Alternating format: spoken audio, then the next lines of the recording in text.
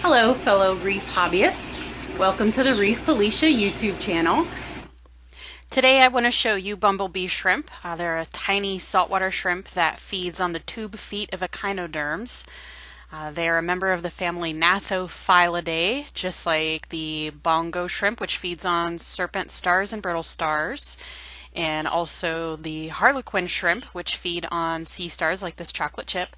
And just like the Harlequin shrimp, the bumblebee shrimp are best kept in pairs. They're actually pretty easy to sex if you can see the underside. This is an example of the underside of a female Harlequin shrimp. Now you can see this is the area on the underside of the female where they're going to hold and carry the eggs until they hatch. And this is a male bumblebee shrimp for comparison. These little shrimps are pretty common throughout the Indo-Pacific and the West Atlantic, but they're not very commonly collected because they're so tiny. They're not very easy to keep in a normal reef size aquarium because they're so tiny. They're not even an inch long when they're adults, so it's easy for them to get lost or sucked into the filtration system. I have these in my invert cube system, but they're even too small for that. They would go down the drain. So I have them in one of those Lee's guppy breeding boxes. And like I said, they only eat the tube feet of the sea stars. I keep one sea star in the box with them at all times. And once they've eaten a significant number of the tube feet, I switch that sea star with another sea star that I keep in a separate chamber of the invert system. I have 2 additional chocolate chip sea stars, and I just keep swapping them out whenever the tube feet disappear on one of the sea stars that they're eating. And that's been sustaining them pretty well so far. They've been living in my invert cube system for about 6 weeks now, and they're doing great. Another issue with keeping these in a regular reef style tank would be obviously that they are not much bigger than fish food. They're barely bigger than Piscine energetics mysis shrimp, so I wouldn't recommend keeping these with other fish.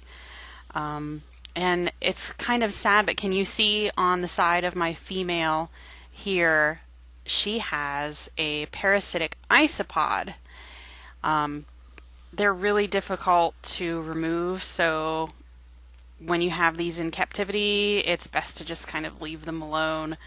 They actually grow under the carapace, so they're going to grow with the bumblebee shrimp, and just because the bumblebee shrimp sheds its carapace doesn't mean that the isopod will fall off. There's an amphipod, and then the tiny little male bumblebee shrimp for comparison. These little shrimps will feed on the tube feet of other echinoderms like urchins and other types of sea stars that have tube feet, but they can't feed on, say, serpent stars or brittle stars because they don't have the tube feet. And they also don't eat the tube feet of sea cucumbers for some reason. They must be a little bit different than the tube feet of sea stars and sea urchins. I just use chocolate chip stars because they're so economical, and they're extremely hardy, so they grow the tube feet back pretty quickly once they've been fed upon and depleted. If you have a typical reef style tank but you want to keep these guys, I recommend some kind of little acrylic refugium.